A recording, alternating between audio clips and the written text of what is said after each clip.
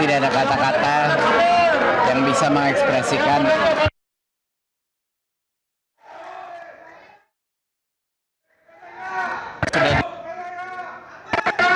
dan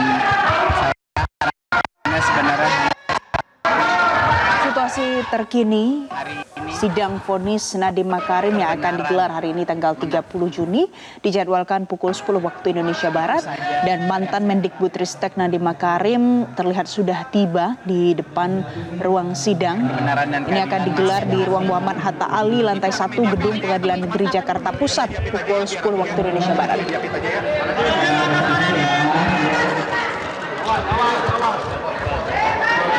Dan pemirsa, kita lihat saat ini simpatisan dari para pengemudi ojek online juga sudah memenuhi area ruangan sidang di Pengadilan Tipikor untuk memberikan dukungan langsung terhadap Nadiem Makarim yang akan mendengarkan vonis dari Majelis Hakim hari ini. Dan sebelumnya kalau kita mengikuti perjalanan kasusnya, Nadiem Makarim ini dituntut hukuman 18 tahun penjara dan denda 1 miliar rupiah, subsidi 190 hari pidana kurungan. Selain itu, jaksa penuntut umum juga menuntut Nadiem membayarkan uang pengganti sebesar 809 miliar rupiah dan 4,8 triliun rupiah atau total senilai 5,6 triliun rupiah subsidi 9 tahun pidana kurungan. Karena jaksa meyakini Nadiem bersalah melanggar pasal 603 junto pasal 18 Undang-Undang Tindak Pidana Korupsi. Dan secara garis besar pemirsa, hari ini kita akan sama-sama mendengarkan apakah nantinya dakwaan yang disampaikan oleh jaksa penuntut umum terbukti atau tidak.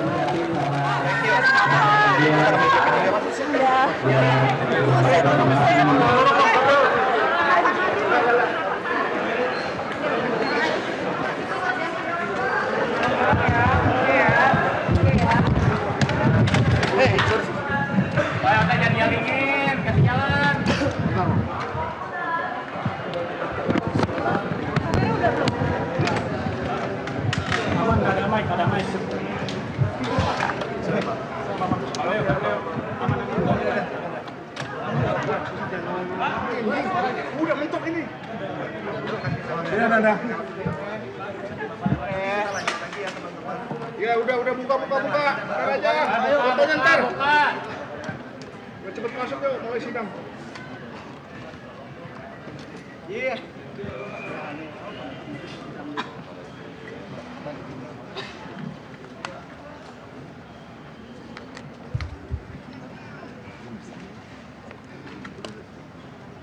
Oke, yuk.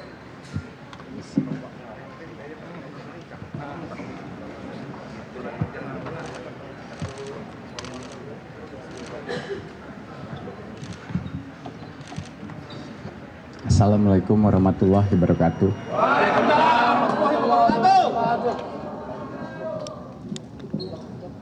Saya sulit mencari kata-kata karena perasaan terbesar saya pada hari ini adalah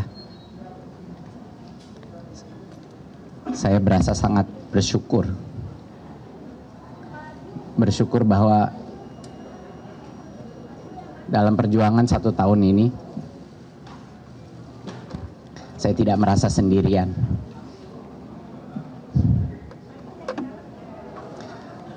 Apapun yang akan terjadi hari ini, saya yakin sekarang saya tidak sendirian karena saya punya keluarga saya punya dukungan dari berbagai kalangan masyarakat, dan saya punya kebenaran di sisi saya, dan karena itu Allah tidak akan pernah meninggalkan saya. Amin. Kita tahu hari ini apa saja bisa terjadi, Tentunya harapan saya adalah bahwa kebenaran menang hari ini. Bahwa keadilan masih ada artinya di negara ini. Tapi saya juga tidak naif. Saya menyadari bahwa bisa saja hari ini keputusannya tidak berdasarkan fakta-fakta persidangan. Bisa saja itu terjadi. Tetapi saya yakin bahwa ada hikmah yang jauh lebih besar dari kejadian ini, dari kasus ini. Saya berdiri di sini bukan hanya mewakili saya dan keluarga saya. Saya berdiri di sini mewakili setiap orang jujur yang telah dikriminalisasi dan akan dikriminalisasi. Saya harap bahwa kasus saya, apapun yang terjadi hari ini, dijadikan perubahan, dijadikan animo untuk perubahan yang lebih baik bagi sistem hukum kita, proses penuntutan kita, proses membuat keputusan, proses melakukan tuntutan, proses pembuktian, sehingga ini tidak terjadi lagi di negara yang kita cintai ini. Teman-teman, sekali lagi, saya tidak pernah menyesal keputusan saya untuk mengabdi kepada negara. Dan saya tidak ingin anak-anak muda ketakutan untuk mengabdi kepada negara setelah kasus ini. Yang saya inginkan justru jadikanlah ini kesempatan emas. Apapun yang terjadi dengan saya, Indonesia harus menjadi lebih baik. Indonesia harus memberikan harapan kepada anak-anak mudanya. Indonesia harus memberikan harapan kepada kepastian hukum, agar kita semua merasa aman untuk mengabdi kepada negara. Terima kasih. Sekian dari saya.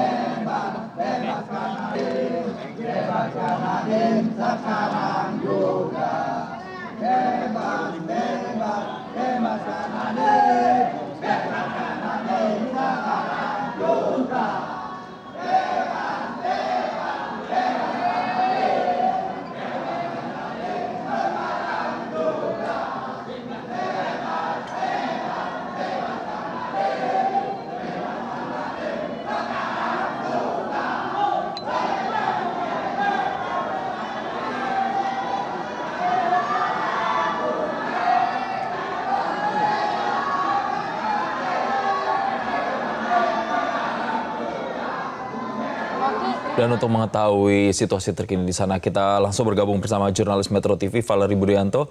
Selamat pagi Valery, jadi bisa Anda konfirmasi kapan tepatnya nanti sidang pembacaan vonis ini akan dilakukan?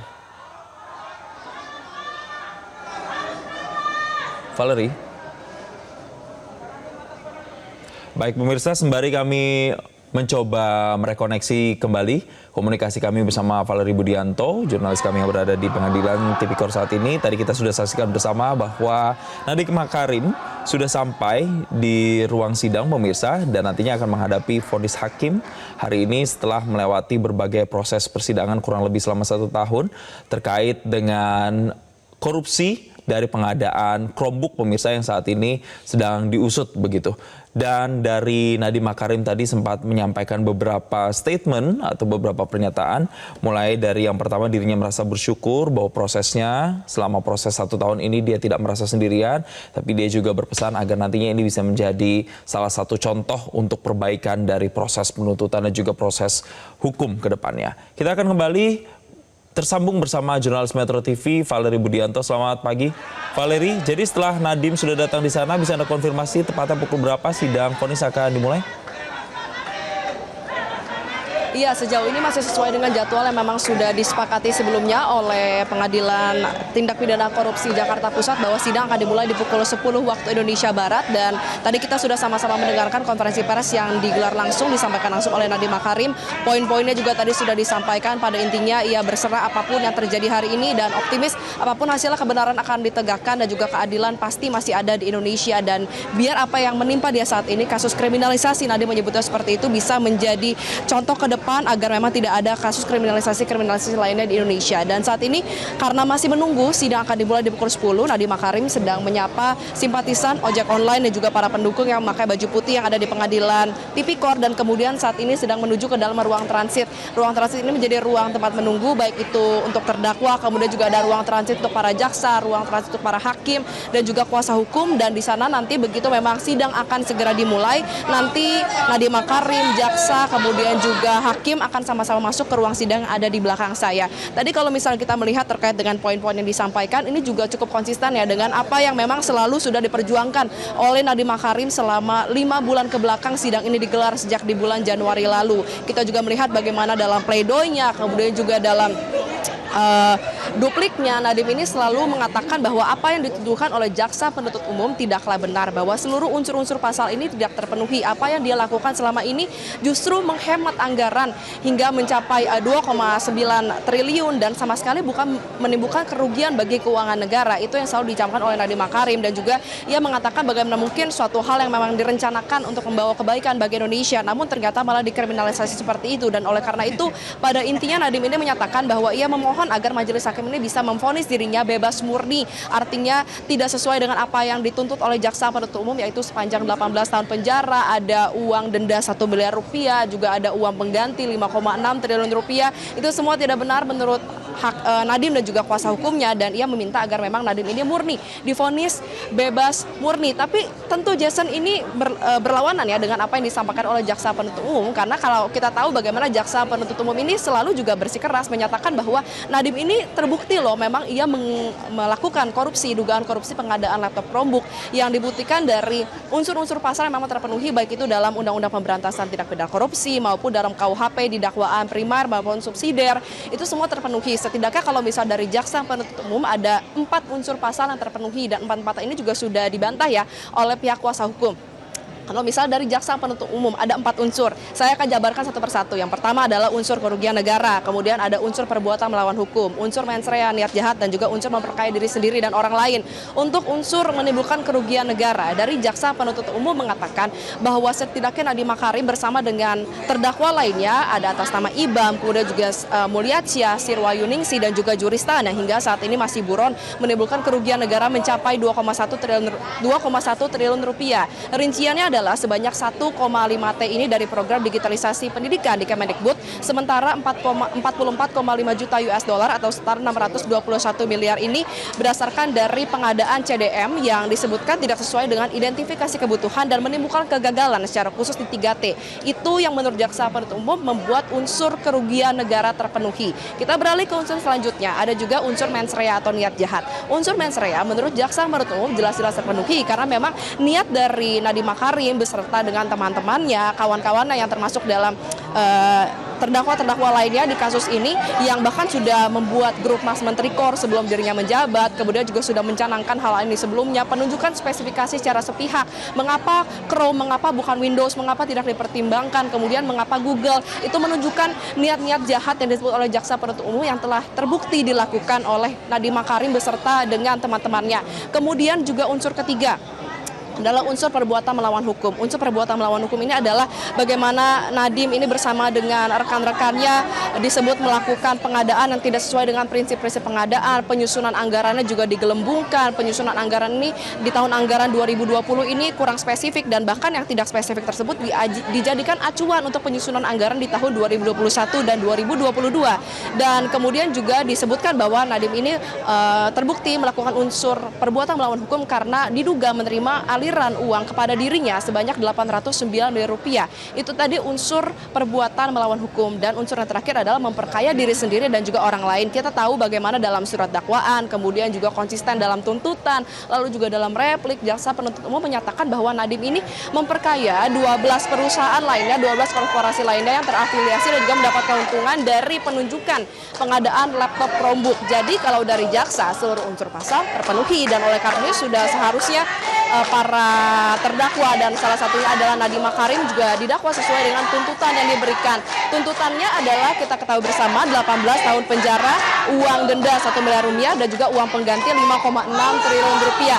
Nah, sementara kalau misalnya ada juga narasi yang disebutkan oleh jaksa terkait dengan white collar crime yang langsung dibantah oleh Nadiem Makarim. Terkait dengan white collar crime ini adalah skema yang disebutkan ada termasuk fraud, kecurangan, kemudian ada layering dan juga pencitraan. Ini seluruhnya dibantah oleh Nadiem Makarim karena menurut dari kubu Nadiem Makarim narasi white collar crime yang memang sudah diklaim oleh jaksa penuntut umum justru menunjukkan kalau misalnya jaksa ini tidak bisa membuktikan apa yang selama ini disangkakan dan didakwakan dituntut terhadap Nadiem sehingga ia menyatakan dia menggunakan skema ini karena memang kalau kita tahu ya dalam white collar crime itu misalnya fraud ada kecurangan-kecurangan yang disebutkan dilakukan oleh Nadiem yang kemudian ditutupi dengan kausalitas lainnya dan juga ada misalnya ada perbuatan dan juga pembentukan perusahaan-perusahaan cangkang dan itu masuk dalam layering dan yang terakhir adalah pencitraan. Pencitraan ini bisa membuat apa yang selama ini salah menjadi benar dan itu biasa banyak dilakukan oleh pejabat publik. Tapi menurut Nadiem itu tidak benar, itu adalah hal yang salah karena memang apa yang dia lakukan saat ini memang murni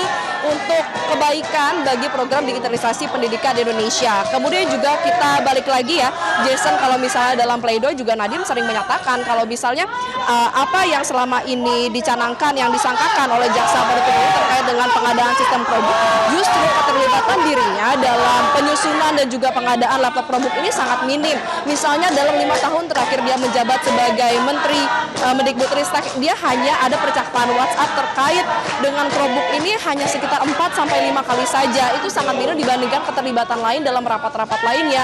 Dan sebenarnya pengadaan laptop Chromebook ini hanya merupakan instrumen kecil, instrumen pendukung dan bukan instrumen utama dalam program digitalisasi pendidikan. Oleh karena itu memang harus selalu diungkap fakta-fakta di persidangan. Kita melihat bagaimana dalam 5 bulan perjalanannya selalu dicanangkan. Dan saat ini pemirsa kita melihat Nadiem Makarim masuk ke dalam ruang sidang beserta dengan kuasa hukumnya. Kita akan sama-sama ikuti jalannya persidangan.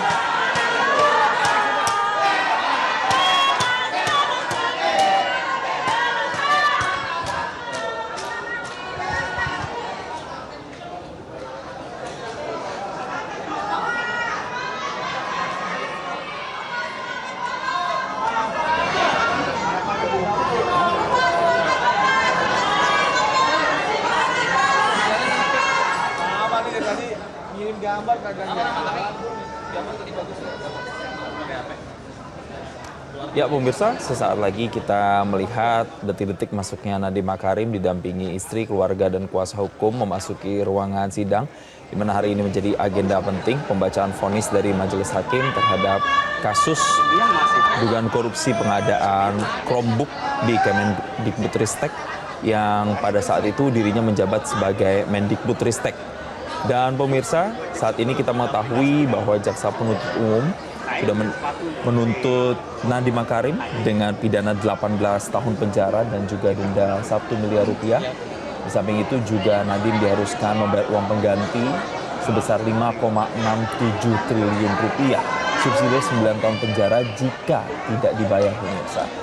Tadi kita lihat bersama berbagai dukungan saat ini masih terus mengalir dari simpatisan Nadiem Makarim dan juga sebagian besar ini berasal dari para pengemudi ojek online yang sudah memenuhi area ruangan sidang pemirsa. Sesaat lagi kita juga masih akan menunggu kedatangan dari jaksa penuntut umum dan juga majelis hakim yang kalau sesuai dengan jadwal maka sidang nanti akan dimulai tepat pukul 10 waktu Indonesia Barat, pemirsa. Kalau tadi sudah dijelaskan oleh rekan kami, Valerie Budianto, ada beberapa hal atau poin yang kemudian menjadi krusial ditemukan oleh jaksa penuntut umum. Salah satunya adalah jaksa penuntut umum menilai bahwa adanya upaya untuk mengarahkan program pengadaan Chromebook ini sejak awal. Jadi jaksa penuntut umum menilai Nadiem Makarim ini memerintahkan agar pengadaan laptop pendidikan menggunakan sistem operasi Chrome OS, meskipun pada saat itu kajian teknis sebelumnya disebut telah lebih merekomendasikan sistem operasi yang lain, pemirsa. Selain itu, jaksa penuntut umum juga menitik beratkan pada poin adanya penyalahgunaan kewenangan sebagai menteri atau Mendikbudristek pada saat itu yang menjabat Nadiem Makarim, di mana jaksa penuntut umum menilai kewenangan jabatan digunakan untuk mengondisikan adanya proses pengadaan sehingga mengarah pada produk tertentu yang dinilai bertentangan dengan prinsip pengadaan barang dan juga jasa pemerintah. Selain itu juga ada ditemukan niat jahat atau mens rea yang diyakini oleh jaksa penuntut umum, di mana dalam repliknya JPU ini menegaskan perkara ini bukan sekedar kebijakan atau policy error, tetapi juga merupakan perbuatan yang disengaja. Jadi kita lihat jaksa penuntut umum bahkan menyebut terdapat dugaan pemufakatan jahat setelah pertemuan, pemirsa, dengan pihak Google. Tepatnya itu di tahun 2020 untuk kemudian bisa mengarahkan pengadaan menggunakan produk Google, sehingga diyakini ada kerugian negara yang ditimbulkan oleh jaksa penuntut umum yang menyatakan tindakan tersebut menyebabkan kerugian negara dalam proyek digitalisasi pendidikan, sehingga seluruh unsur tindak pidana korupsi dinilai telah terpenuhi. Tapi tentunya dari semua poin itu pihak dari kuasa hukum Nadiem Makarim juga kerap menyampaikan argumennya. Saya rangkum untuk Anda, pemirsa. Setidaknya pihak kuasa hukum ini menilai bahwa pengadaan Chromebook ini adalah kebijakan publik, bukan tindak pidana. Hal itu dipertegas oleh kuasa hukum yang menyatakan bahwa Nadiem sendiri menegaskan keputusan pengadaan Chromebook merupakan kebijakan pemerintah untuk bisa mempercepat program digitalisasi pendidikan pada masa pandemi. Jadi pihak kuasa hukum dan Nadiem Makarim sendiri menyatakan bahwa itu tidak terkait dengan perbuatan korupsi. Di saat JPU meyakini adanya mens rea atau niat jahat, tapi Nadiem Makarim membantah adanya mens rea atau kesengajaan untuk melakukan tindak pidana, karena menurutnya seluruh keputusan diambil melalui mekanisme birokrasi dan berdasarkan pertimbangan program pendidikan. Dan Nadiem berulang kali menyatakan tidak menikmati hasil korupsi. Sekali lagi dirinya menyatakan tidak menerima uang ataupun keuntungan pribadi, pemirsa, dari proyek Chromebook, sehingga unsur yang dinilai Nadiem memperkaya diri sendiri ini dinilai tidak terbukti dari pernyataan Nadiem. Selain itu kemudian ada kerugian negara yang dipersoalkan yang diyakini oleh JPU. Tim kuasa hukum berpendapat perhitungan kerugian negara ini juga tidak tepat, pemirsa, yang diajukan oleh jaksa penuntut umum. Bahkan pihak kuasa hukum juga mengklaim terdapat manfaat ekonomi dan pendidikan justru dari program yang pengadaan Chromebook ini, sehingga unsur kerugian negara dianggap tidak terbukti atau terpenuhi sebagaimana yang didakwakan oleh jaksa penuntut umum terhadap Nadiem Makarim. Dan yang paling akhir dan tentunya menjadi putusan final hari ini, tim kuasa hukum meminta agar majelis hakim nantinya membebaskan dirinya dari seluruh dakwaan, karena menurut kuasa hukum fakta persidangan justru tidak membuktikan tuduhan dari jaksa penuntut umum. Ini sama, pemirsa, kurang lebih narasinya seperti dialog saya tadi bersama dengan kuasa hukum Nadiem Makarim, Ari Yusuf, di program Selamat Pagi Indonesia, yang menyatakan bahwa kuasa hukum sangat yakin Nadiem Makarim tidak terbukti memenuhi unsur-unsur tindakan korupsi yang didakwakan oleh jaksa penuntut umum, sehingga pihak kuasa hukum meyakini betul bahwa nantinya Nadiem Makarim akan bebas, pemirsa. Tapi kalau kita lihat memang berbagai proses persidangan nantinya hakim atau tim majelis hakim yang benar-benar akan mempertimbangkan dari semua dakwaan jaksa penuntut umum kemudian nantinya akan dipertimbangkan dengan argumen dari pihak Nadiem Makarim dan kuasa hukum serta alat bukti dan juga keterangan saksi ahli yang juga sudah dihadirkan dalam beragam proses persidangan yang sudah berlangsung kurang lebih selama 1 tahun terakhir. Apakah nantinya dakwaannya ini terbukti atau terpenuhi atau tidak terbukti, pemirsa? Kita akan lihat bersama. Saat ini juga pengamatan kami kita lihat Nadiem juga sudah duduk, pemirsa, di sana didampingi oleh sang istri, duduk tepat di sampingnya. Kemudian sudah ada kuasa hukum juga yang mendampingi, pemirsa, sembari kita menantikan sebenarnya siapa saja dari pihak-pihak yang juga datang nanti di sana. Ada anggota DEN Khatib Basri, pemirsa, yang juga hadir di ruang persidangan di Pengadilan Tipikor kali ini.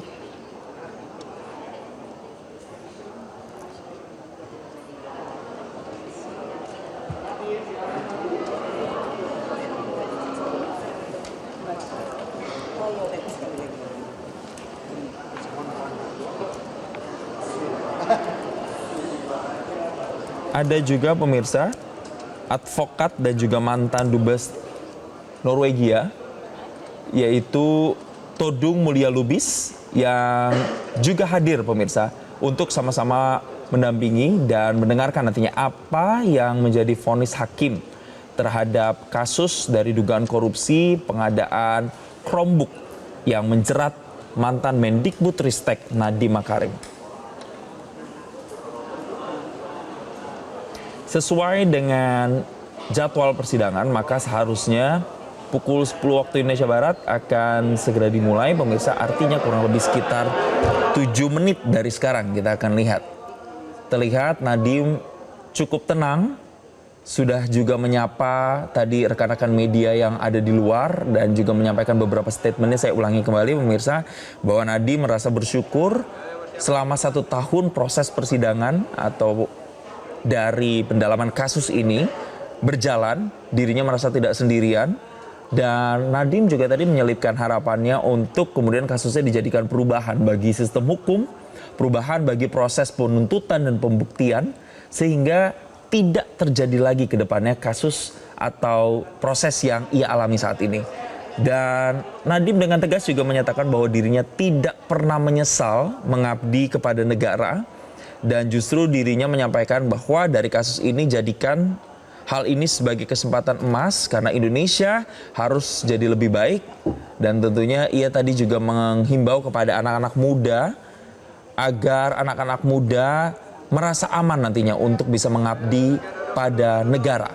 Kurang lebih itulah, pemirsa, sedikit dari poin-poin atau statement yang disampaikan oleh Nadiem Makarim, dan dirinya nanti menerima segala keputusan dari majelis hakim, pemirsa, yang akan dibacakan vonisnya kali ini, hari ini. Pemirsa, sekali lagi bahwa Nadiem Makarim dituntut oleh jaksa penuntut umum 18 tahun penjara, pemirsa, dengan denda 1 miliar rupiah dan juga diharuskan membayar uang pengganti sebesar 5,67 triliun rupiah, subsidi 9 tahun penjara jika tidak dibayarkan, pemirsa.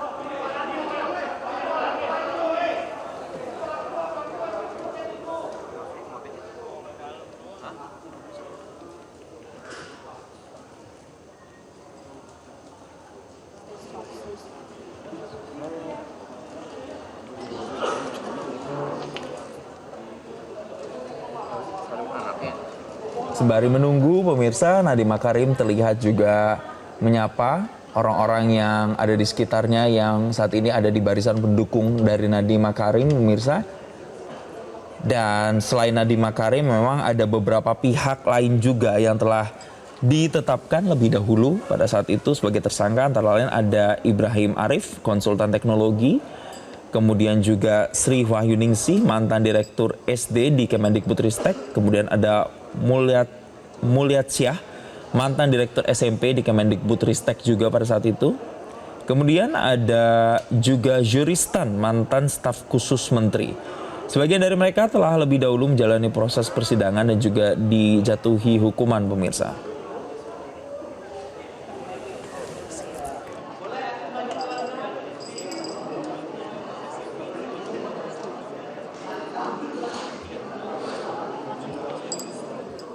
Informasi terkait dengan pembacaan vonis kali ini masih akan kami hadirkan di program Metro TV berikutnya, dan demikianlah breaking news Metro TV kali ini. Mewakili rekan-rekan yang bertugas, saya Jason Sambo pamit. Terima kasih dan sampai jumpa. Jelajahi cara baru mendapatkan informasi. Download Metro TV Extend sekarang.